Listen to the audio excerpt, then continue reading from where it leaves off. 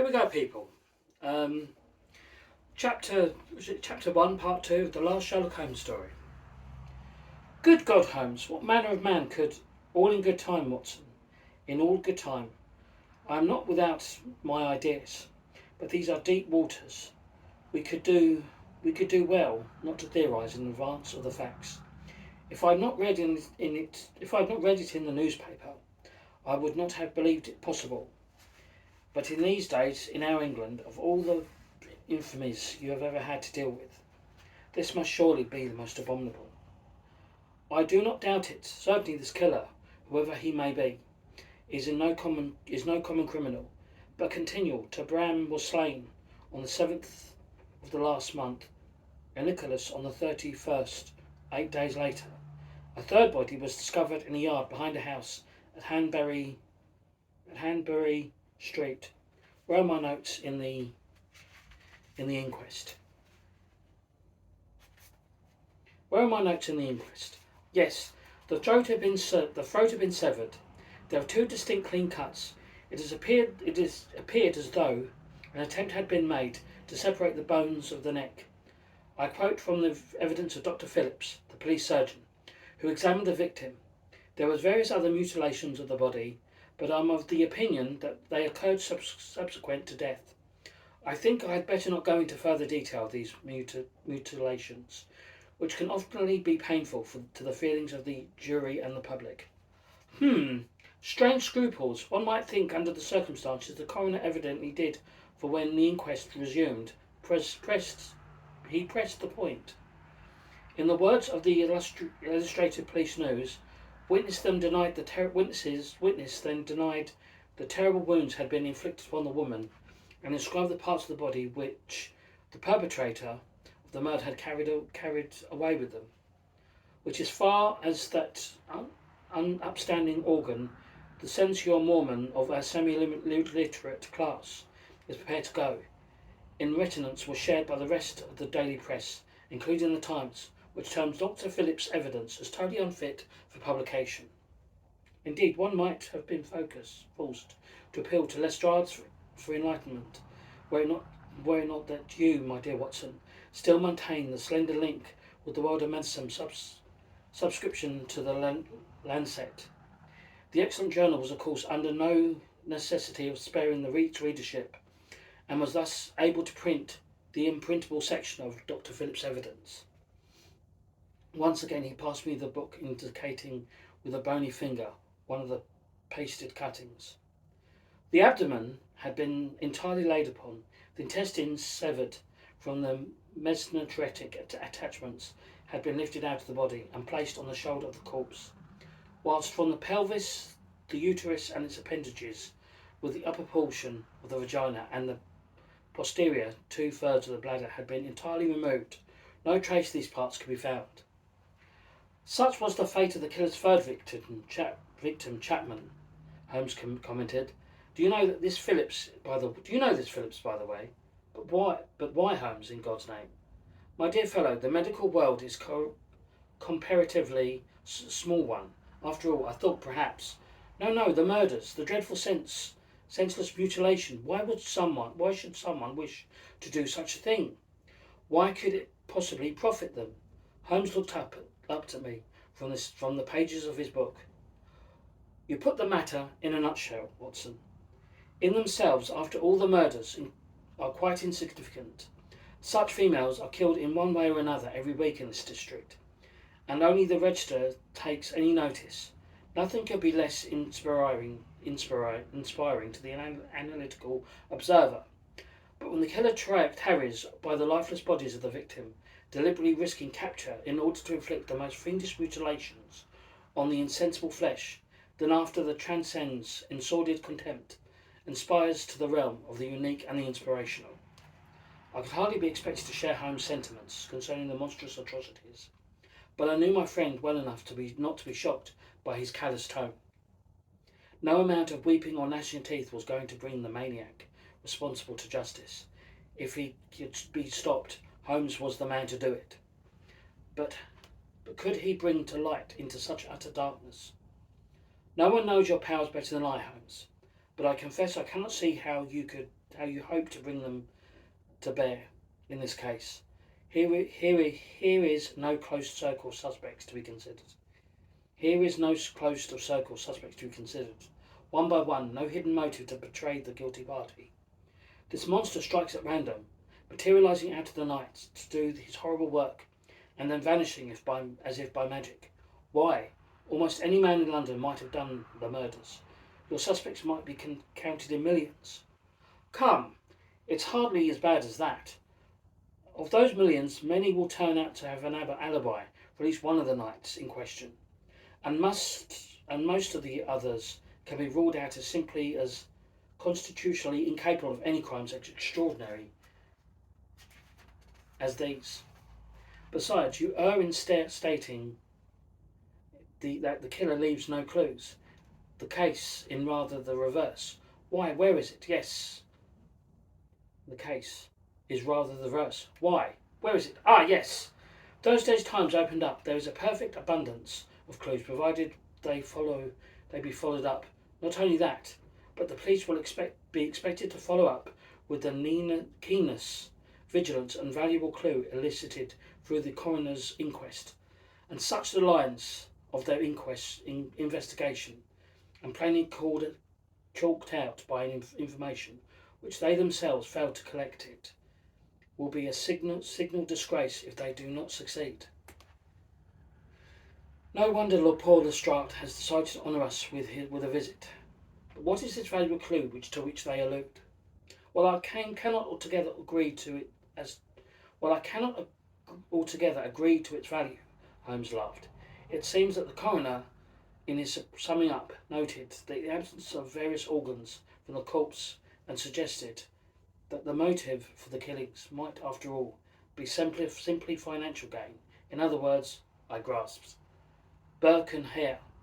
Precisely, resurrectionism resurrected.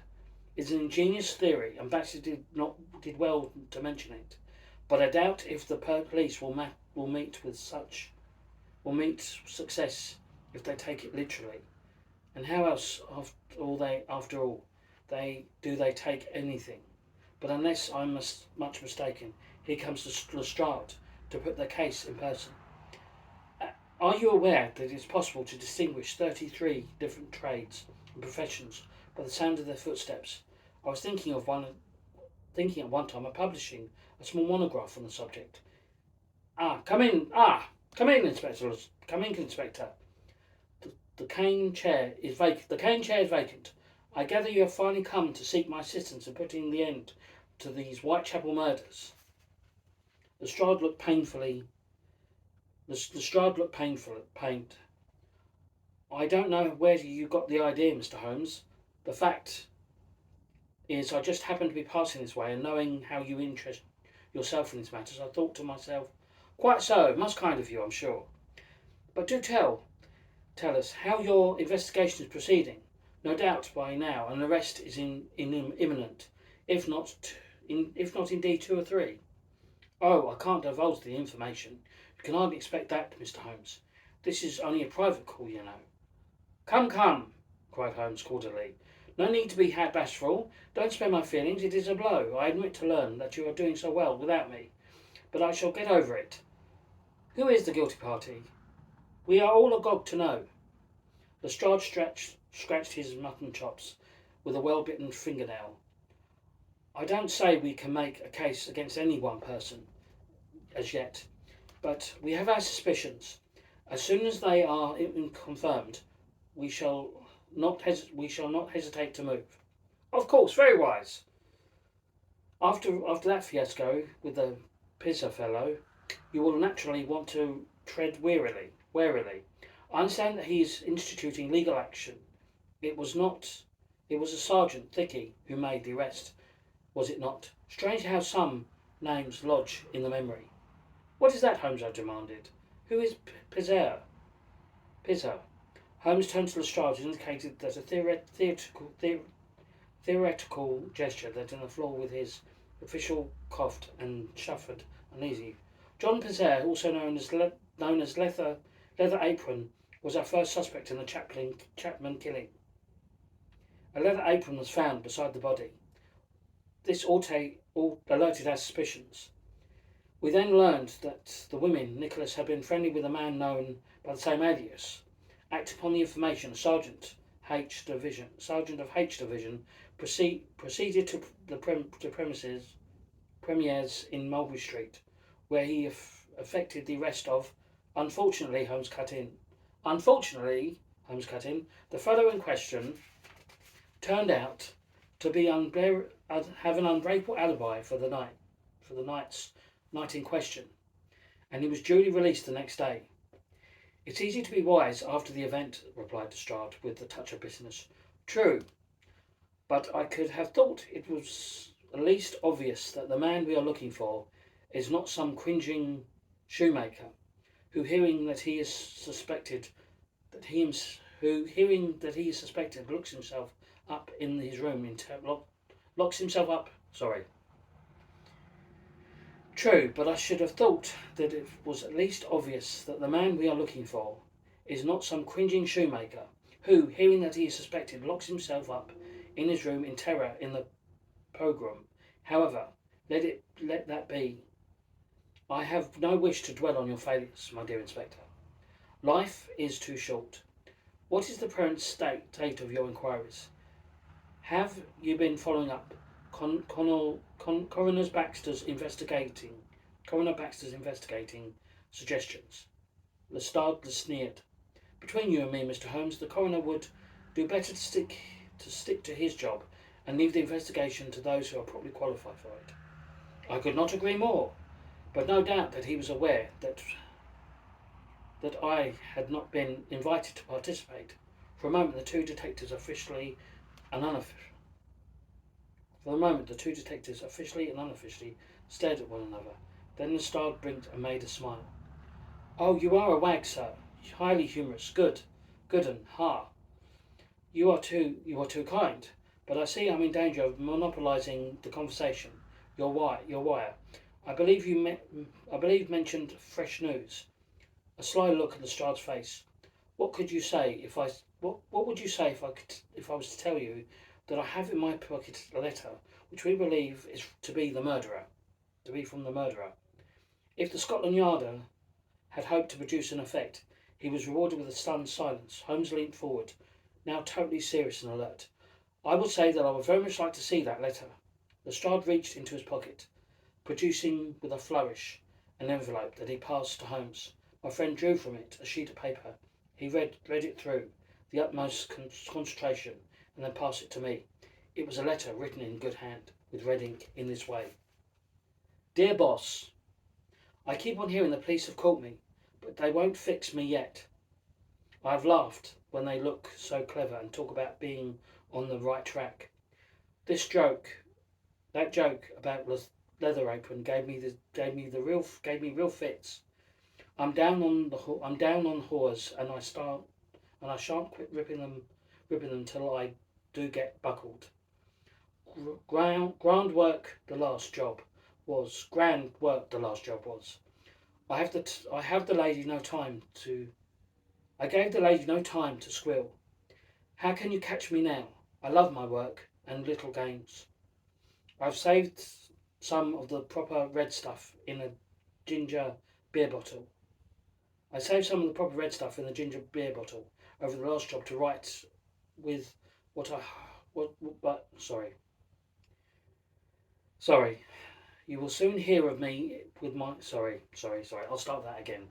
Dear Boss, I keep on hearing that the police have caught me, but they won't fix me just yet. I have laughed when they look so clever and talk about being on the right track. That joke about leather apron gave me real fits. I am down on horse, and I shan't quit ripping them till I do get buckled. Grand work the last job was. I gave the lady no time to squeal. How can I catch me now? I love my work and want to start again. You will soon hear of me and my funny little games.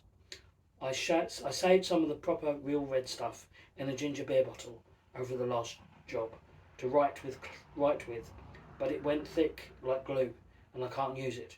Red ink is fit enough, I hope. Ha, ha, ha. The next job I do, I shall clip the lady's ears off and send to the police officers just for jolly, wouldn't you? Keep this letter back till I do a bit more work. Then give it out straight, my knife. Then give it out straight. My knife's so nice and sharp. I want to get the work right. I want to get to work. I want to get to work right away. If I get a chance. Good luck. Yours truly, Jack the Ripper. Don't mind me driving the trade name. A few lines have been added to the letter to crosswise as a postscript. Wasn't good enough to post this before I got all the red ink off my hands. Curse it. No luck yet. They say I'm a doctor now. Ha ha! I returned the extraordinary document to Holmes, who was studying the envelope intently through his magnifying glass. Nothing to be learned from the paper, he murmured.